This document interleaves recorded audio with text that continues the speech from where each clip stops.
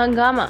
हरियाणा और पंजाब से हजारों किसान बैरिकेड तोड़कर चंडीगढ़ में घुसे। राजभवन जाने की जिद पर अड़े कृषि कानून रद्द कराने की मांग के लिए शुरू हुई किसान आंदोलन को 7 महीने पूरे हो गए हैं। शनिवार को चंडीगढ़ में 32 किसान संगठनों ने राजभवन की तरफ कूच किया। पंचकुला और मोहाली से हजारों किसानों ने बैरिकेड तोड़कर चंडीगढ़ में प्रवेश किया। चंडीगढ़ में घुसे किसानों को प्रेस लाइट पॉइंट पर जबरन रोका गया। एसएसपी कुलदीप सिंह चाहल भी मौके पर पहुंचे। किसानों को यहीं रुकने के लिए कहा गया, लेकिन किसान आगे बढ़ने की जिद पर अड़े रहे। स्थिति तनावपूर्ण बनी हुई है। ट्रैक्टर आगे ले जाने की कोशिश की जा रही है।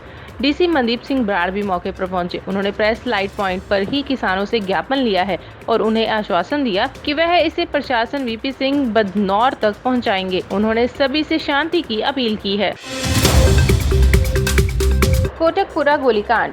एसआईटी दफ्तर पहुंचे सुखबीर बादल, पिता से हो चुकी है पूछताछ। पंजाब के पूर्व उप मुख्यमंत्री सुखबीर बादल शनिवार को कोटकपुरा गोलीकांड की जांच कर रही नई एसआईटी के सामने पेश हुए। एसआईटी ने तत्कालीन मुख्यमंत्री प्रकाश सिंह बादल से पूछताछ के अगले ही दिन बुधवार को तत्कालीन गृह मंत्री सुखबीर सिंह बादल को सम्मन भेजे थे। सुखबीर बादल चंडीगढ़ के सेक्टर 32 स्थित अब पंजाब पुलिस के मिनी हेडक्वार्टर में पेश हुए।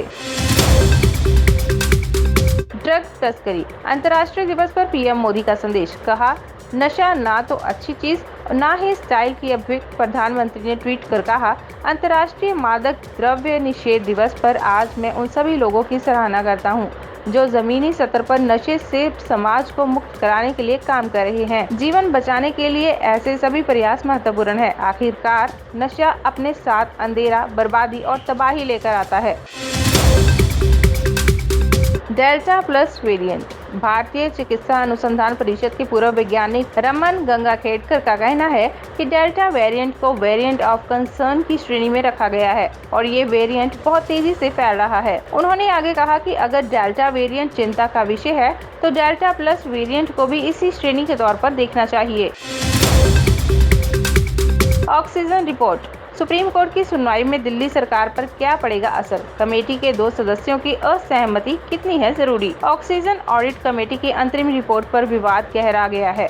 5 सदस्यीय कमेटी में दिल्ली सरकार द्वारा नामित सदस्यों डॉक्टर संदीप बुद्धिराजा और भूपिंदर एस भल्ला की असहमति अंतरिम रिपोर्ट में शामिल न किए जाने से रिपोर्ट की निष्पक्षता पर ही सवाल उठा गए हैं। ऐसे में बड़ा सवाल ये भी पैदा हो रहा है कि अगर इस अंतरिम रिपोर्ट को सर्वोच्च न्यायालय के सामने रखा जाता है तो इस पर अदालत का रुख क्या हो सकता है।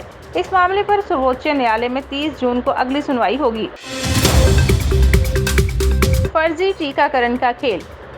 पेड वैक्सीनेशन कैंप से चल रहा लूट का धंधा। कांग्रेस बोली, मुंबई में पकड़े गए फर्जी वैक्सीनेशन कैंप के बाद मुंबई पुलिस इस दिशा में काम कर रही है कि कहीं पेड वैक्सीनेशन कैंप के नाम पर बहुत बड़ा फर्जीवाड़ा तो नहीं हो रहा। वहीं महाराष्ट्र कांग्रेस के नेता संजय निरुपम ने भी मांग की है कि पेड वैक्सीनेशन कैंप बंद होने चाहिए। कांग्रेस नेता ने आरोप लगाया कि सिर्फ मुंबई ही नहीं बल्कि देश में कई अलग अलग जगहों पर भी फर्जी वैक्सीनेशन कैंप लगाए गए हैं।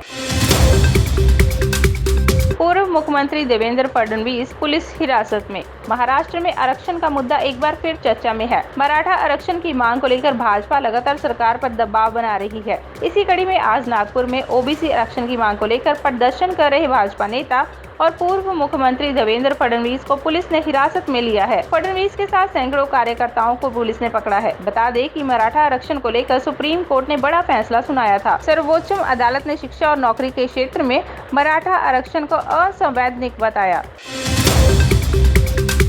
चुनावी मोड में आई बीजेपी। यूपी सहित 4 राज्यों में सत्ता बचाए रखने को महामंथन। अगले साल उत्तर प्रदेश सहित 5 राज्यों में हो रहा विधानसभा चुनाव को लेकर भारतीय जनता पार्टी तैयारी में जुट गई है। शनिवार को पार्टी के वरिष्ठ नेताओं ने मैराथन बैठक की, जिसमें पार्टी अध्यक्ष, पूर्व अध्यक्ष और गृह मंत्री अमित शाह, रक्षा मंत्री राजनाथ सिंह सहित कई वरिष्ठ नेता और कैबिनेट मंत्री शामिल हुए। सूत्रों ने बताया कि बैठक का मुख्य एजेंडा 5 राज्यों में विधानसभा चुनाव की तैयारी है। साथ ही इन राज्यों में केंद्रीय योजनाओं के क्रियान्वयन पर भी चर्चा हुई। भगवान राम की नगरी अयोध्या की क्या है खूबियां? पीएम मोदी ने बताया।